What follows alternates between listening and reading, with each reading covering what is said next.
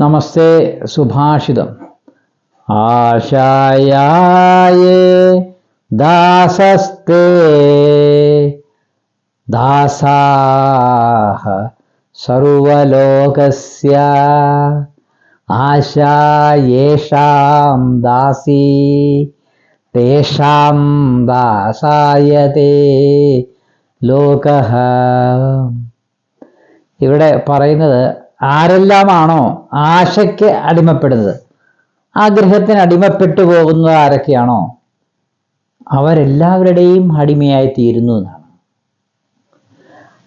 ആർക്കൊക്കെയാണോ ആശയെ കീഴടക്കാൻ